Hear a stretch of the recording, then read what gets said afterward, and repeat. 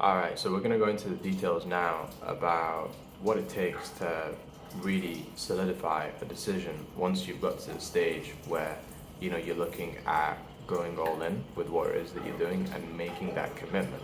So, remember when you're making a decision, you have to understand number one, what even is a decision? What constitutes a decision? And when we look at the definition of decision, decision is different to a choice. Because the thing about a choice is that you can make many different choices and you can bounce from one to the next. And people make choices throughout their entire lives, but they don't make decisions. So they make choices about what they want to eat, what they want to wear, things like that, but they're not making a decision. Because when you make a decision, what you're doing is that you're actually cutting off all of the options. Because when you look at the root word of decision, it actually comes from the word decidere. It's a Latin word, and it means to cut off. So you're pretty much doing what we spoke about before in Think and Grow Rich. You're burning the boats, and you're going all in with whatever it is that you're doing. And if you're going to make that type of commitment, then you want to be assessing the three different scenarios that I'm going to be going through right now to help you make that decision. And the three different scenarios are number one, where you assess what's called the worst case scenario. So the problem with most people when they make the decisions is because they've been so conditioned to have a fear-based mindset, which keeps them locked into whatever it is that they were doing. Like I kind of explained this to one of my friends the other day who's just finished university. I explained how the programming that takes place within the education system is just absolutely magnificent because it's actually like so effective in how they're able to maintain their machines in their system because once that person has been programmed through the education system, then the program of fear is automatically put within them so that if they go off course at any point away from away from that plan of school, university, and employee, if they go off course or consider going off course, then a fear program will automatically like come out as code within them, and that will bring them back to course. So it's like, we start thinking about these crazy ideas of let's start a business, let's do this online, see there's lots of opportunity, we're living in a different technological world, it's going to be easier, everything. Oh, but I don't know what my parents would say about it. That's automatically that fear program that's coming in because they're automatically assessing the worst case scenario. And that's the beauty about what the education system have been able to create. And what I'm saying, and the reason why I say it's so beautiful is because you can take inspiration from it. And when you go into what it is that you're doing and make that commitment, you can also have that same level of fear about going away from it too. And I believe that it's really helpful to have that fear going away from it when that something is something that you're spiritually connected to and something that's towards your purpose and your vision and whatever it is that you dream about. But going back to what I was saying, like the first thing that people move towards initially is something that you do definitely want to assess when going and making a decision, and that is the worst case scenario. But the problem with most people is that they don't assess the absolute worst case scenario. They only assess the worst case scenario, which is the one that they are comfortable with assessing. So when you're assessing the worst case scenario, you don't go into the comfort zone of assessing what the worst case scenario is. You go all the way to the bottom and think about, okay, well, what would happen if everything went wrong? And not just everything went wrong, but what if everything went wrong over the next 6 months? What if everything went wrong over the next 12 months? What if everything went wrong over the next 24 months? What if everything went wrong over the next 5 years? And you just keep and keep going through what if everything went wrong? And if you were still going for it, like what would be the absolute worst case scenario? And go to the absolute, go to the extreme, which people come to me and like, oh, but that sounds too extreme. It's not, because we're going to do 3 scenarios which help us to get a scale between where we're looking at and how this could potentially end up.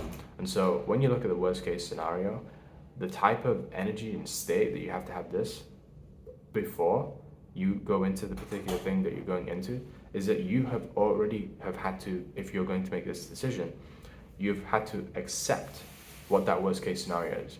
Because if you don't accept what that worst case scenario is, and acceptance is simply meaning that if that worst case scenario happens, and it was to happen for you, then your attitude and mentality to it is just, it is what it is. It is what it is. That's just how it goes. And if you have that attitude to the absolute worst case scenario, then nothing can phase you on your journey because you've already accepted everything. And the lowest level of energy that you can get to at that point is a level of peace, because you're at peace with whatever's going on. And that's still a high vibration. So the next scenario that you want to be assessing is what we call the realistic scenario. So this is pretty much what would happen if you look at all the statistics, if you look at what tends to happen on average, if you look at based on your previous track record, if you take a look at the resources that you've got and kind of work out methodically, mathematically the results and the numbers as to what it would be like by you putting in X amount and getting out Y amount. You start to look at this from a logical standpoint, and that gives you the realistic scenario as to what it is that you're going to get out of going into that endeavor, and not only what you're going to get, but what it's going to cost you. Because you got to look at the three things: price, cost, value. And once you've got that realistic scenario, then from there, that's something that you got to ask yourself a question of, are you going to enjoy this, right? Are you going to actually, once you get to that stage of going past all the troubles and all of that, like, how's that going to make you feel? And once you've assessed the realistic scenario, you can go and assess the final one, which is what we call the absolute best case scenario. And absolute best case scenario is if everything went well, unrealistically. So it's like the worst case scenario was if everything went wrong unrealistically. This is if everything went well unrealistically. Where would you be? What kind of things would you be doing? Who would you be with? What would that life look like? How would that make you feel? And starting to really paint that picture, vivid picture of what that would be, but also what would be the price cost value. So you want to do price cost value of like all of these.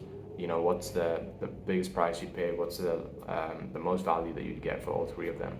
And then once you've got all three of these scenarios, you want to look at it like, if I was to go down that particular route, would the price that I've got to pay for the absolute worst case scenario be worth the value that I could potentially get for the absolute best case scenario? Because it's always going to be flipped.